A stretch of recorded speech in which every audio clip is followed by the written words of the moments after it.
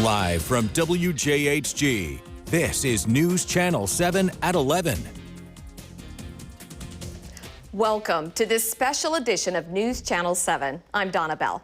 And I'm Jessica Foster. This morning, we're turning the studio pink in honor of Breast Cancer Awareness Month. It's a staggering statistic. 1 in 8 women will be diagnosed with breast cancer in her lifetime. That's according to the American Cancer Society. We are 2 of those women. Donna and I are both news anchors and news managers here at WJHG, and now we share another common bond. We are both breast cancer survivors. We sure do, Jessica. In fact, this is my very first day back to anchoring here at News Channel 7. The last time I anchored was on August 23rd. On that day, I shared the news that I was beginning my fight with breast cancer. I lost my mom to breast cancer, so this is a difficult one for me. But I don't think it was a coincidence that I found my cancer on a mammogram on what would have been her 80th birthday. That was just 7.5 months after a normal mammogram. I felt like something was wrong, and I got it checked out. My doctor listened to my concerns and sent me for an additional mammogram that caught this at a very early stage. I encourage other women to learn from my experience and listen to your bodies. Take care of yourself. And if you think something is wrong, please tell your doctor. Do not delay on getting your annual mammograms and other very important diagnostic tests. Early detection is key. Well, just a few days after that newscast on August 29th, I had a bilateral mastectomy. My cancer showed up quickly, and final pathology confirmed that I caught it just in time. I had extensive ductal carcinoma in situ, DCIS as it's more commonly known, with multiple microinvasions of hormone-negative HER2-positive breast cancer. Now, this invasive cancer was just starting, and it had not traveled to my lymph nodes quite yet. The surgery completely removed it and stopped it at stage 1.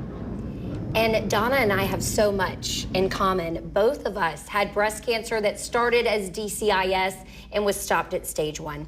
For me, my battle started 7 years ago when I was 35 years old.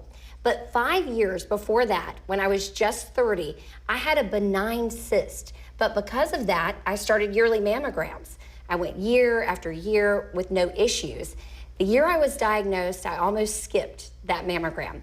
I was so young, I wondered if it was necessary, but after reporting on a young breast cancer survivor, I had a nagging feeling that I needed to schedule my mammogram. That's the one that found cancer, 1 millimeter of stage 1 invasive ductal carcinoma.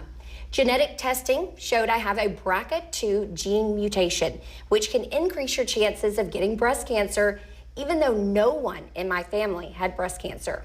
I had a bilateral mastectomy, and I'm living proof that breast cancer in young women, when caught early, is treatable. Now, today there is alarming news that more women, just like Jessica, are being diagnosed at a much younger age.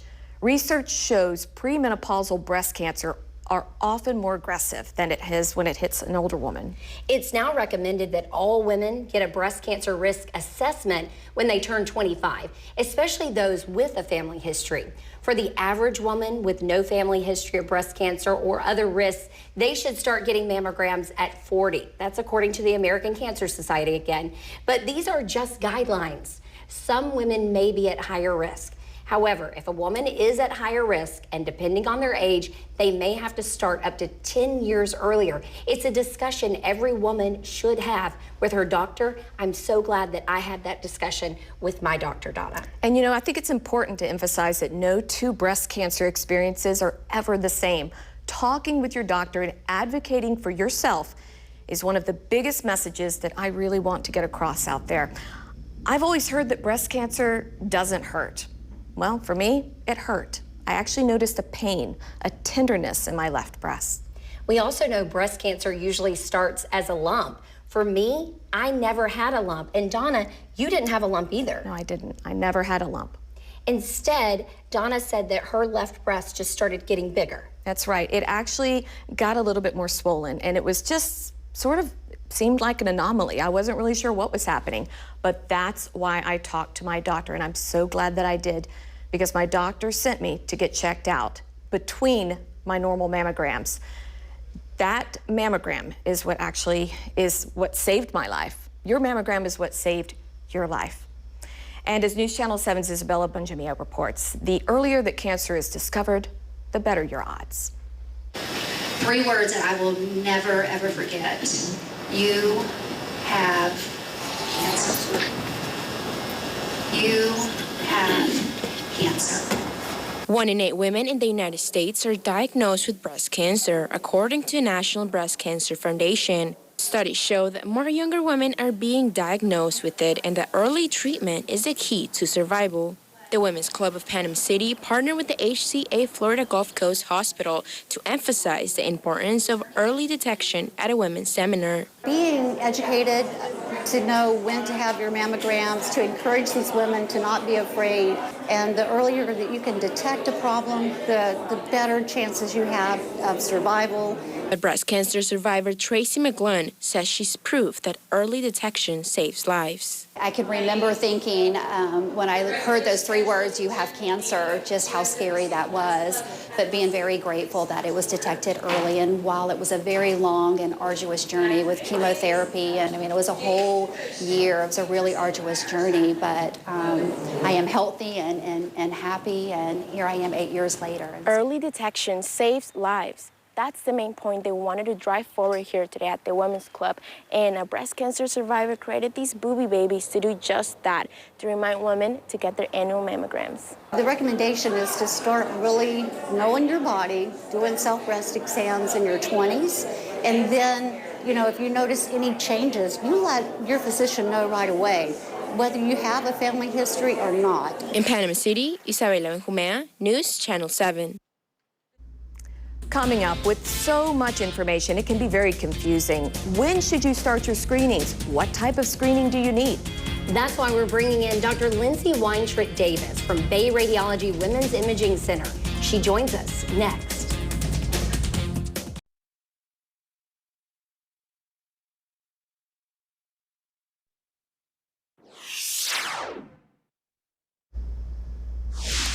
Well, welcome back to our special edition of News Channel 7, all about breast cancer today. And so we have to have Dr. Lindsay Weintritt Davis here. She is a local radiologist right here at Bay Radiology Women's Imaging Center. And she's joining us to talk about the importance of not only getting your first screening, but also continuing that habit for years to come for those annual mammograms. Lindsay, thank you so much, Dr. Weintritt Davis, for joining us. Thank you. And I actually call her Lindsay because I feel like she's not just a doctor. She's become a friend. This is the woman that was actually doing my mammogram that caught the cancer that I had on July 22nd. That was a hard day for me, but you jumped into action immediately, which is what you do. Tell me about that process, like the process you went through with me. I came in for a mammogram. It was 7.5 months after a normal one. This one was not normal. That's what you're looking for. Right. So, you know, and your case was unique because, you know, to have, we call that an interval cancer that comes up before it's time for your next mammogram, and that does happen, which is why we stress the importance of self-breast examinations in addition to your yearly mammogram. But when we see an abnormal mammogram, either a screening mammogram that, you know, detects a finding, or when a patient comes in with a complaint, we do what's called a diagnostic evaluation, which is what we did for you, which, you know, includes traditional mammogram pictures and some additional views, ultrasound, whatever we need to sort of get to the answer that we're looking for to address your concerns. Now, I want to touch on something you just talked about because it does get confusing when we talk about different types of mammograms. A screening mammogram and a diagnostic mammogram. Your screening could maybe be thought of as like your annual, That's right? right. That's right. But the diagnostic, tell me about the difference. Right, so a screening mammogram, a screening test in general, is meant to detect problems in patients who are asymptomatic, having, you know, no reason to think anything's wrong. We're just checking because we know that screening works. For a diagnostic, I think of that like a problem-solving mammogram. It's not we use the same equipment, same pictures. It's not a better mammogram, but we sometimes focus in on an area of concern, either something we saw in a screening mammogram, or if a patient feels a lump, or has pain, or if we're following something specifically, we kind of zero in. We look at the whole picture, but then we also zero in and maybe add some additional tests like ultrasound to make sure that we're looking at everything as thoroughly as we can to get the best possible diagnosis. Of course, at this point, you're just looking and you're just trying to detect what's going on. You can't give a definitive diagnosis at that moment. Right. But in somebody like me, when you come in and, uh-oh, this is not right, She immediately took me back, and I got to tell you, her bedside manner is something I will never forget. You just really took great care of me at a time when I needed it. And it's doctors like you in our community that mean so much to us because of that extra level of care, that personal care. But you said, hey, Donna, look at your old mammogram. Look at the new one. 7.5 months, this is different. And I saw it. So the next step was the biopsy. Explain that process for women. So we, after diagnostic mammogram, if we see an abnormality that requires a biopsy, usually I'll talk to the patient about that, and we can do that biopsy in a couple of different ways. All the biopsies we do these days are what we call image-guided needle biopsies, meaning we'll either use the mammogram pictures or ultrasound images during the procedure to make sure that, that needle is accessing the correct area. Sometimes it's a very tiny finding, so we need those images because we wouldn't be able to see or feel it any other way. And those are procedures that are done, as you know, under local anesthesia, so we don't know sedation. And it's in the grand scheme of things a minor procedure, but it can help us get to the answer. So I could talk to you all day. We have to wrap this portion up, but I do want to say I've talked to a number of women that are scared of mammograms because it hurts, because of what they might find. A biopsy, oh, I don't want to have to go through that. Right. What do you say to those women out there? I say that women are all tougher than they think they are. And, if you are an adult woman in our society, a mammogram is no big deal compared to the things that you are dealing with in your life. And most patients, once they've had it, say like, oh, that wasn't as bad as I thought it was, especially the biopsies. People have a lot of fear about those, but, we take great care to make that as easy of an experience for patients as we can. And patients, they tolerate, all of it really well. Women are tough. We are a lot tougher than we think. So true. And you are tougher than you think, too. Thank you for what you're doing for the women in our community. It's absolutely my pleasure. A vaccine, decades in the making. Hear why one woman is participating in a clinical trial for a potentially new type of preventative treatment. Breast Cancer Awareness Month, proudly sponsored by Women's Imaging Center.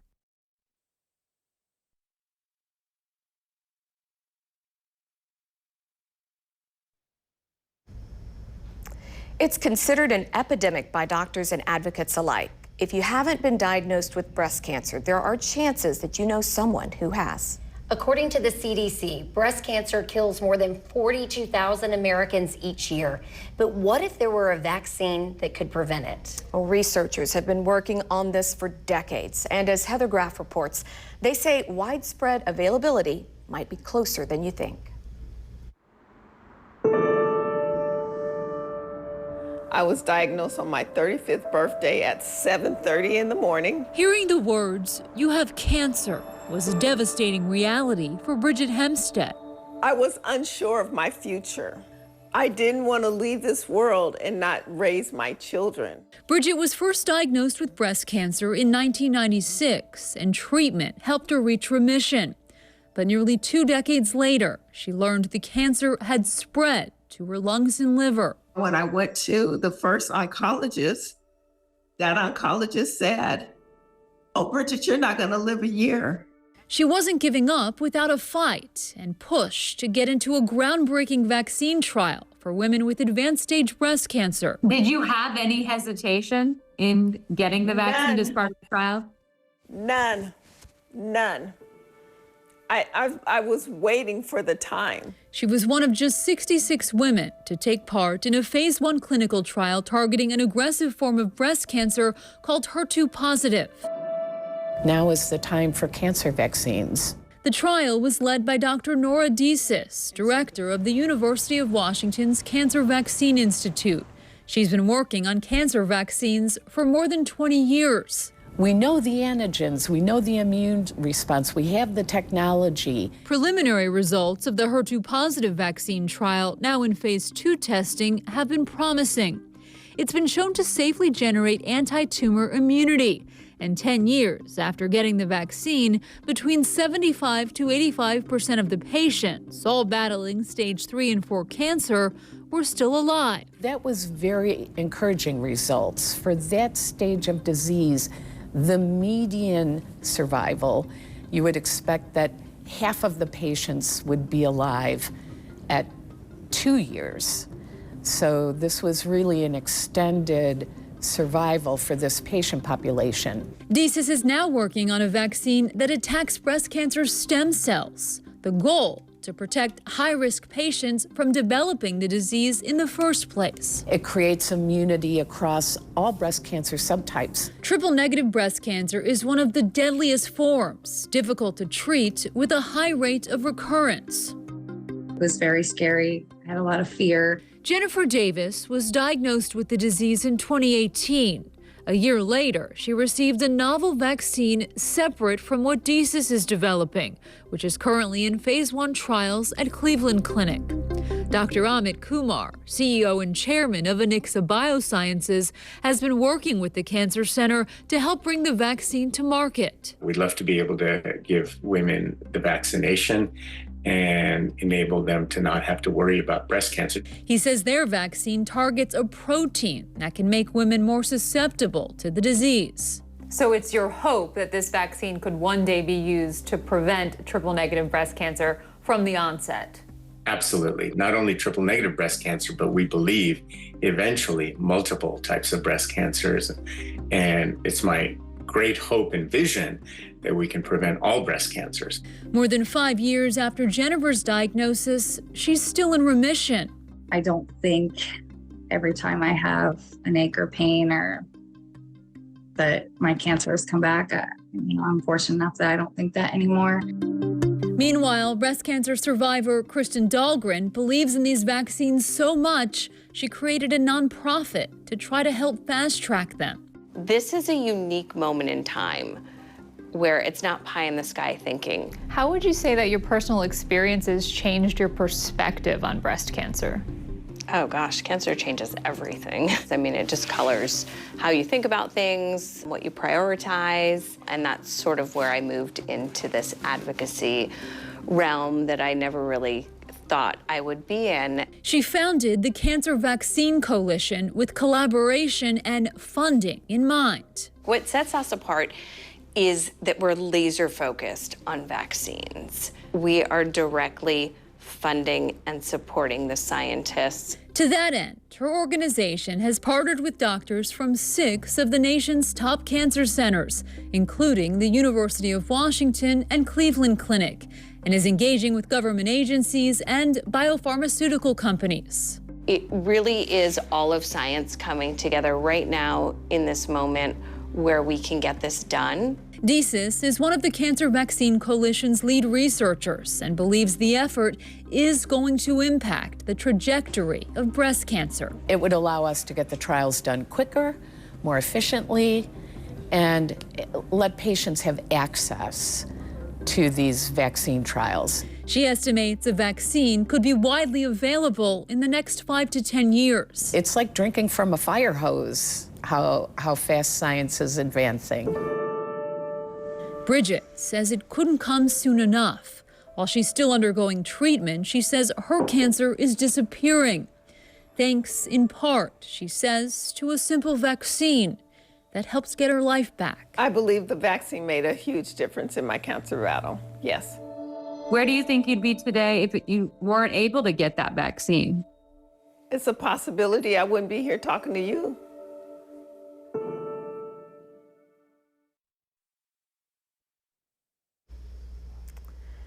As for whether vaccines could one day replace current treatments, well, doctors tell us that they can be effective on their own if you're cancer-free. But for those battling the disease, therapies like chemo and radiation would first be needed to get control of the cancer. And in other advancements, a new type of medication is showing promise for treatment of advanced HER2-positive breast cancer. German researchers tested an antibody drug that docks to the HER2 protein and found patients taking it survive an average of more than 17 months without progression of cancer. Some good news on the horizon, I hope. It really is. Coming up, local breast surgeon Dr. Allison Moody will join us to talk more about modern medicine, the different types of breast cancer, and local surgical options.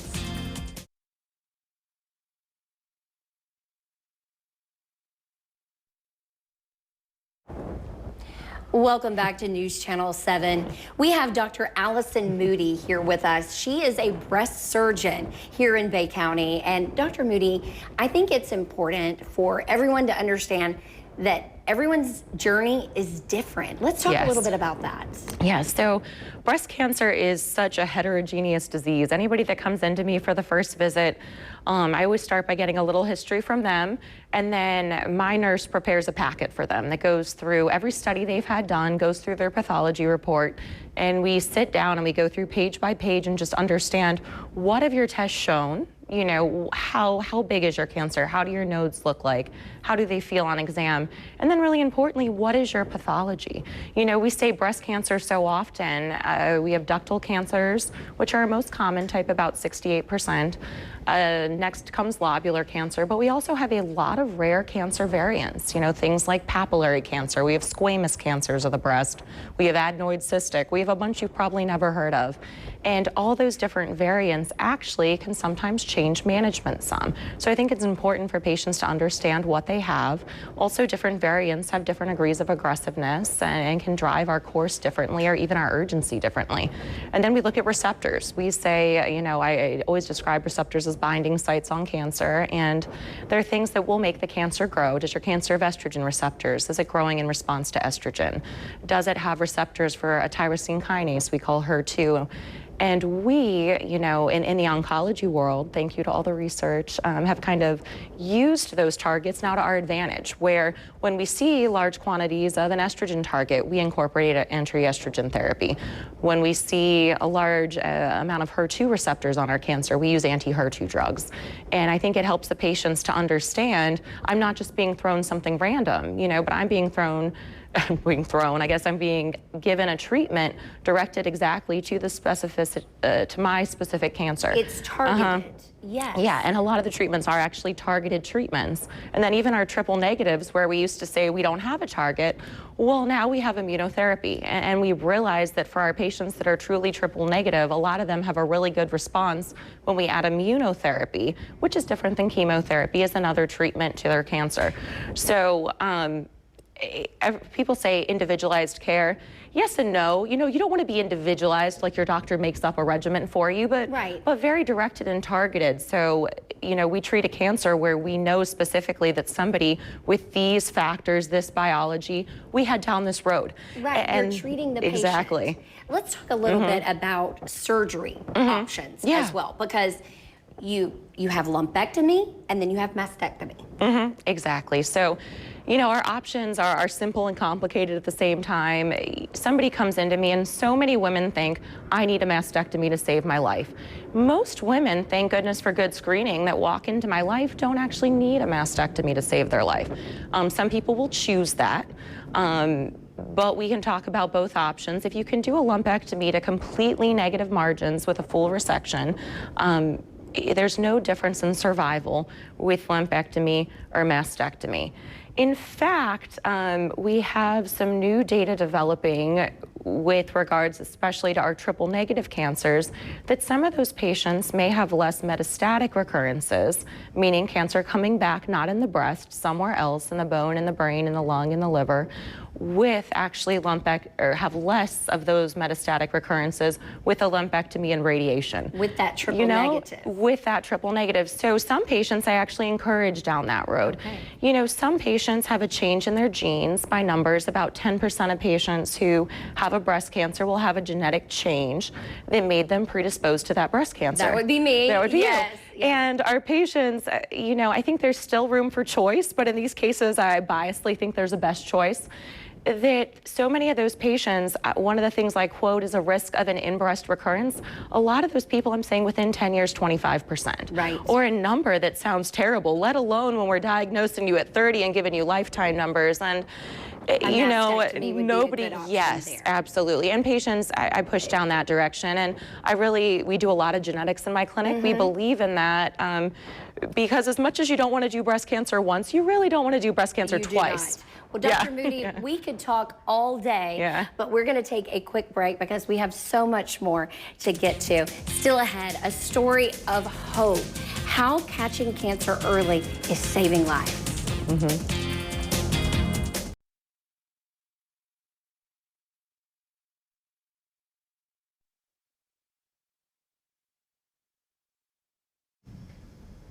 Well, welcome back. You know, so far we've told you about the importance of early detection. We've gone over treatment options. We're trying to go through the full perspective here on News Channel 7. And now we want to talk about hope and survival. And Raina Crooms shares a story of one woman's battle.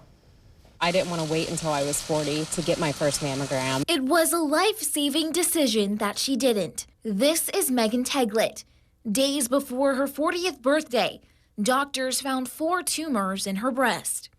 It was so scary. I was in disbelief. I was in denial for a very long time. Like, how could it be me? Breast cancer runs in her family. Her mother received the diagnosis at just 43. Because of that history, Teglet pushed to aggressively get screened at an earlier age. If I hadn't have been on that high-risk plan, then I wouldn't have even had a mammogram scheduled at that age. We've covered her journey before.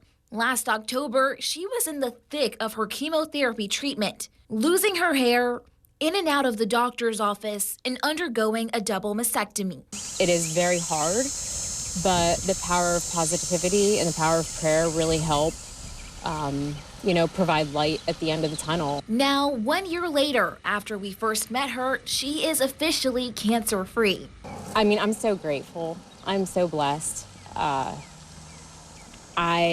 It's still hard to believe sometimes that I had cancer in my body and that I went through chemo, surgery, and radiation.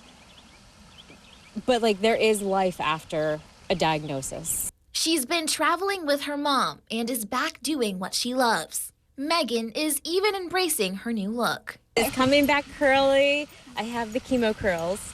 And she knows now that she is stronger than ever, serving as an inspiration that there is hope in the end. Our bodies are so resilient and we're capable of so much, and I want to be an inspiration to other women going through this, that there is light. Oh, that's so true. There is light as you go through this journey. And part of the breast cancer journey is wanting to feel whole again after treatment.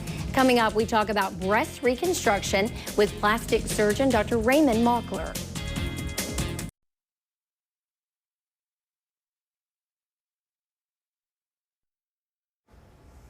Welcome back. Part of the breast cancer journey is talking about reconstruction. Dr. Raymond Mockler is a plastic surgeon here in Panama City. Thank you so much for joining us. Oh, you're welcome.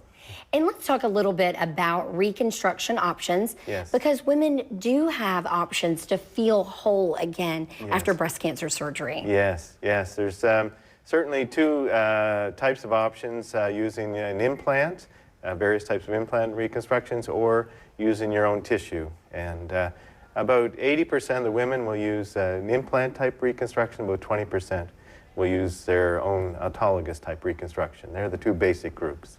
And when you use your own tissue, that is called a flap procedure? Yes. Okay. Yeah. And let's talk a little bit about the implant reconstruction. Yes. And you brought some examples here. I did. So first you start with the expander, and that's what the expander is that you've brought. That's temporary. Temporary, yes. Yeah, that's put at the time of the mastectomy generally, and then it gradually inflated and then switched to a permanent implant. Usually a few months later, sometimes 6 months later. Yeah. And these expanders, it's to help expand the skin after the mastectomy. Yeah, the tissues, the skin and subcutaneous tissue, Okay. Yeah. And then the implant, what types of implants do you have? What do you recommend usually? Well, most women are satisfied with the silicone implants. The saline is an option in some patients, but the studies consistently show increased satisfaction with silicone implants. So usually smooth, round silicone implants at this point are the most common and the best reconstruction at this time for the implant-based reconstruction. And you work with the individual patient to determine what's best. Yes. Yes, that's crucial, actually, is to have them come in and have a long discussion about the different options. Because there are actually, we're hitting the highlights, but there are many more subtle options in each technique.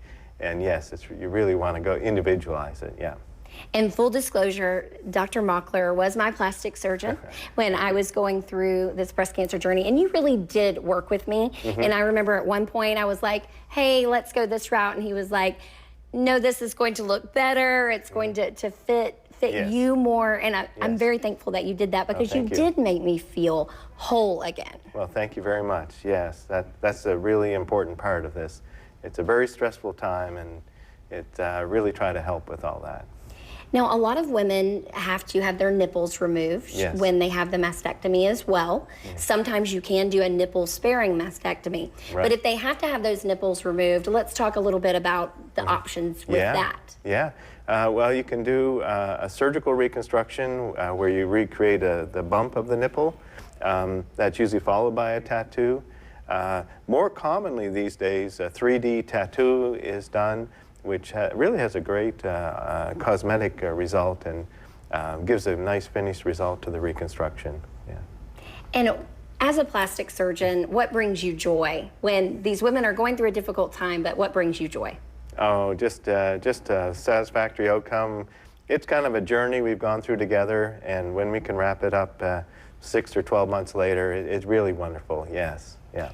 And that's what he told me. He goes, it feels like a lot right now, but in 6 to 12 months, you're going to feel like a new person, and I did. Thank you for being here. Oh, you're very welcome. Glad to support this day, actually. Yes, thank you. We have much more ahead. Stay with us here on News Channel 7. We're going to hear from a local pastor who's letting faith guide her through her breast cancer journey.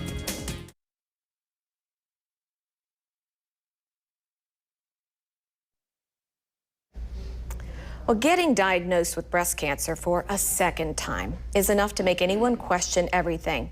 But a woman living with metastatic stage 4 cancer is clinging to what she believes. News Channel 7's Candace Newman shares one woman's unique perspective.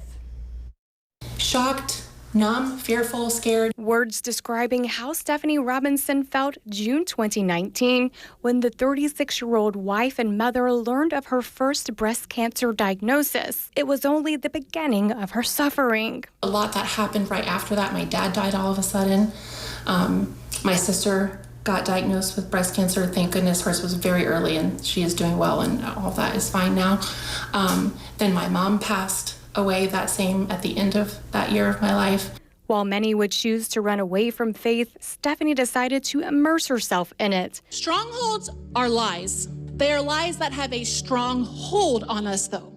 It's something she's already done for years as the Connections pastor at Lighthouse Church in Panama City. That's kind of where God did his most amazing work in my life, and learning this whole new level of trust in him. Trusting him with her body while losing things that made her feel like a woman. I made it a big head shaving party the first time.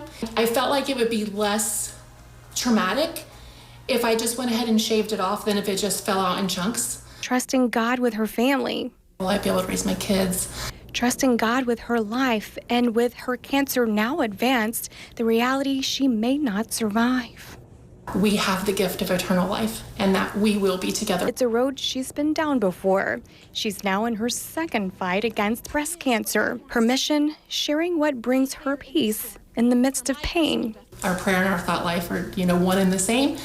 And of course, the Holy Spirit leading us and guiding us through that prayer, but learning how to keep really good hold of thoughts and what that is, and let Scripture breathe life. And with every breath of precious life, keeping a good rhythm. When is it time to rest? When is it time to refuel? And when is it time to get out there and push and have some quality? Because just sitting around makes things worse.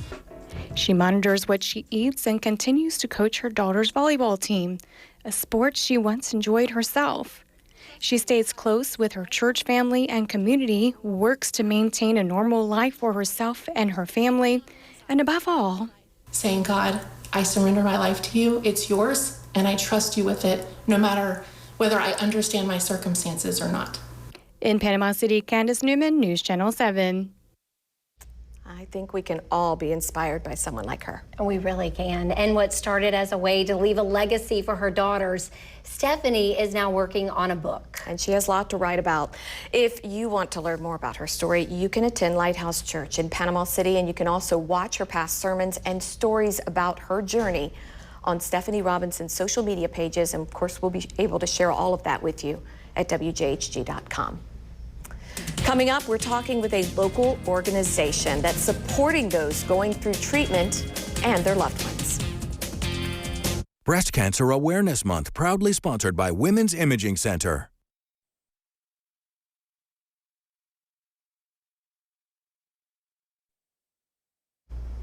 Well, welcome back to this special edition of News Channel 7. We have a pink focus today as we're talking about all kinds of breast cancer. We've started with awareness, early detection. We went into the medical side of it. Then we went into the reconstruction and stories of hope.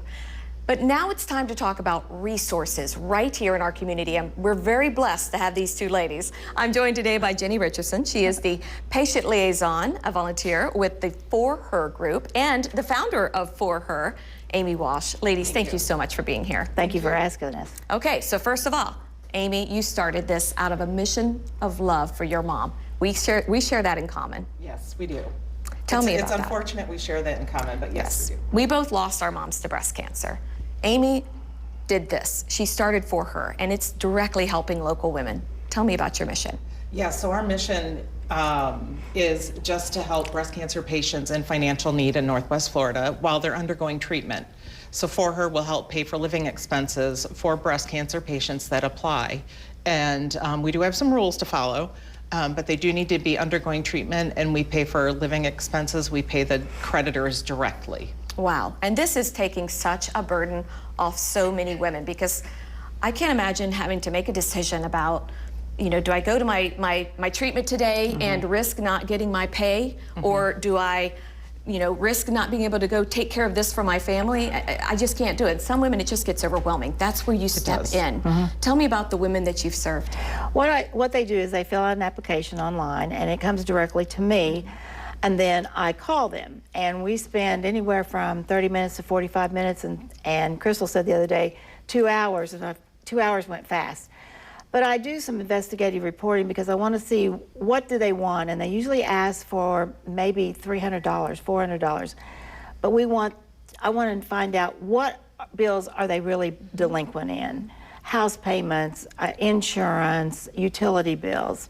Then I put a proposal together to the board. There are 8 people on the board. And then they say, okay, yes, 1 month, 2 months, 3 months, whatever.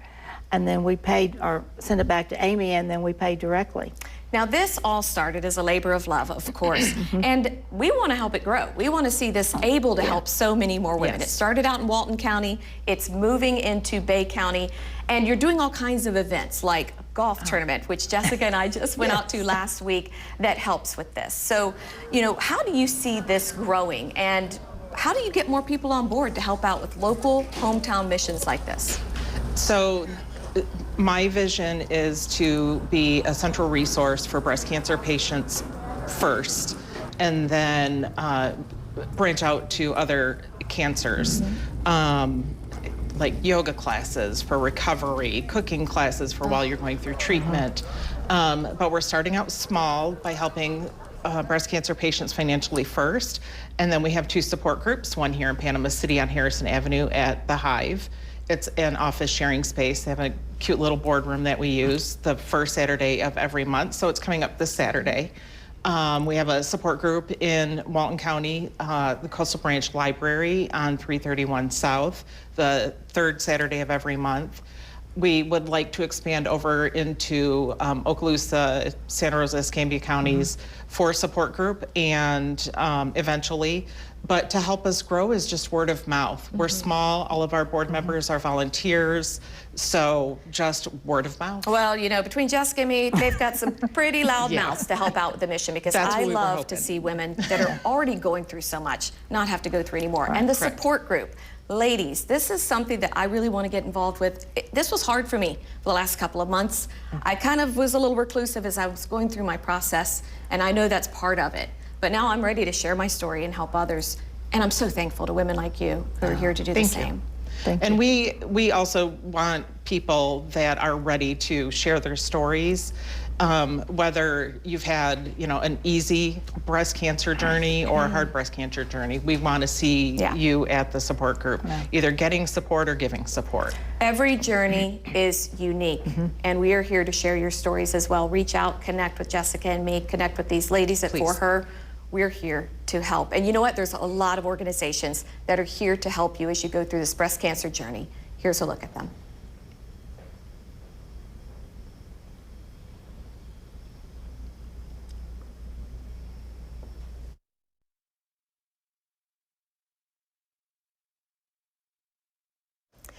So why are we doing this? Why dedicate an entire hour to breast cancer? Well, because both Jessica and I share something else in common. Journalism is a calling, and we both feel like we were called into this business for a reason. We hope our experiences and the news, information, and experts we share here at Channel 7 will help you make more informed decisions about your health. Yes, we really do, because it is so important. Now, before my mom died from breast cancer, she told me to use my voice to help others. My mom was delayed in getting her mammograms. She did not want others to go through what she went through. As a caregiver, as her daughter, I saw my mom's battle, and I promised her that I would do whatever I can to fight breast cancer. Many women skip mammograms for many reasons, but it's so important to listen to your body and follow screening guidelines. When I was told I needed mammograms at a young age, sometimes it felt like a waste of time, until the one that caught my breast cancer when I was only 35. I won't lie, I was scared. I was scared because I was a young mom. My daughter was only 4 years old at that time. I knew I needed to be here for her and, of course, for my husband. But thanks to my faith in God and modern medicine, I made it through. And you know, Jessica, that's a key thing that sometimes isn't always talked about. The power of faith, the power of positive thinking. I know it was my faith in God that got me through the death of my mom, and faith is getting me through now. I currently am in the process of reconstruction. I still need another surgery, and I'll be very closely monitored by a team of doctors for years to come. With all of the advances in science and in medicine, some things just can't be explained. No one can really explain why I felt a nagging pain in my breast. My cancer was so early that I never had a lump. And I shouldn't have felt it, but I did. I know that was my guardian angel mom helping me out. So maybe my story, maybe our stories, maybe your story can help someone else. Your mom was definitely watching over you, Donna. And Donna and I are making a promise to keep up this mission to inform until hopefully one day there will be a cure for cancer. If you or someone you love is battling cancer, we're here for you. We're praying for you, and our ultimate prayer to be here to one day break the news that there is a cure for cancer. Thank you for joining us. Breast Cancer Awareness Month, proudly sponsored by Women's Imaging Center.